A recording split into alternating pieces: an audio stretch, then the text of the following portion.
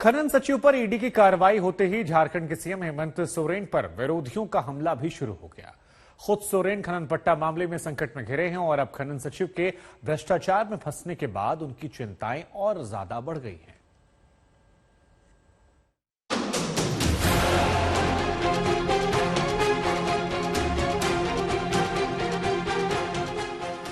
ऐसे वक्त में जब सीएम हेमंत सोरेन खनन पट्टा मामले में खुद आरोपों से घिरे हैं, जिस वक्त चुनाव आयोग के नोटिस के बाद हेमंत सोरेन की चिंता बढ़ी हुई है, विपक्ष लगातार सीएम पर भ्रष्टाचार का आरोप लगा रहा है, खनन पट्टे को लेकर सवाल उठा रहा है। ठीक ऐसे में प्रदेश की खनन सचिव पूजा सिंघल पर ईडी की ताबड़तोड़ कार्रवाई हुई तो झारखंड की सियासत भी गर्मा गई।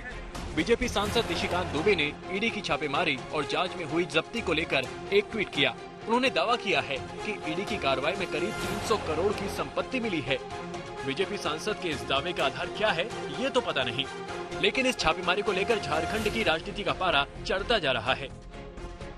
अधिकारी के भ्रष्टाचार के खुलासे के बाद सीएम हेमंत सोरेन पर दबाव बढ़ता जा रहा है। आईएएस पूजा सिंघल पर लगे आरोप गंभीर है।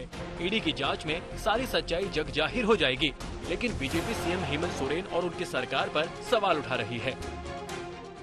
तो जिस तरह के अवैध खनन पट्टे माननीय मुख्यमंत्री जी को, उनके भाई को, उनके जो प्रेस सलाहकार हैं उनको, उनके जो विधायक प्रतिनिधि हैं उनको, उनके और भी रिश्तेदारों को या दलालों को, चमचों को जिस तरह से रबड़ी की तरह बांटा था, उसमें इस तरह का होना रेट जो है वो स्वाभाविक था। और करप्शन के कई एक केसेस के बारे में जानकारी मुझे लगता है कि एजेंसीज को लगातार आ रही थी।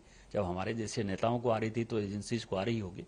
अगर इसके तार देखे जाएं तो इसके तार सीधे सीधे दिखते हैं कि हेमंत सोरेन जो जेएम पार्टी के चीफ भी हैं और वहाँ के मुख्यमंत्री भी हैं, उनका सीधे सीधे इस पे तार जुड़ता है। और उन्हीं के इशारे पे जो उनके जो खनन सचिव हैं, उन्होंने ऐसे बहुत सारे कॉन्ट्रैक्ट दिए, माइनिंग कॉन्ट्रैक्ट, जो बहुत सस्ते दर पे दिए और अवैध तरीके से दिए और अवैध तरीके से पैसा कमाने का काम किया। बीजेपी ने इस मामले को लेकर सोरेन सरकार पर हमला बोला है तो कांग्रेस बीजेपी को ही कटघरे में खड़ा कर रही है। क्या माननीय मुख्यमंत्री जी कुछ ऐसी चीजें हैं जो लोग जानते नहीं और जिसका डर आपको सता रहा है, जिसके कारण आप इस तरह का बयान दे रहे हैं ऐसे मैटर में जिसमें आपका इन्वॉल्वमेंट भी नहीं है?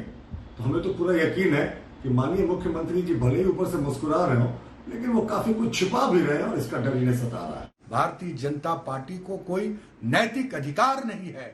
केंद्रीय पर ईडी की जो है इंक्वायरी, ये तो एक मामूली है। पूरे राज्य के अंदर झारखंड में जिस तरह से लोगों ने यहाँ उत्पात मचाया है, 16-17 वर्ष भारतीय जनता पार्टी हाथी उड़ने का कार्यक्रम इसी राज्य में हुआ है। उधर सीएम खुद इस कार्रवाई को लेकर इशारों में सवाल उठा रहे हैं। ये अपने एजेंसियों का बहुत पीठ थपथपाते हैं।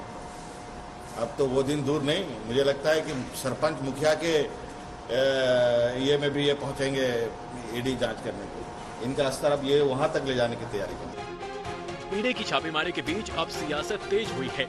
ऐसे में इस विवाद और जांच का नया रंग देखने को मिल सकता है। मुंबई से दिव्येश सिंह, दिल्ली से मुनीश पांडे के साथ सत्यजीत कुमार, रांची, आज तक।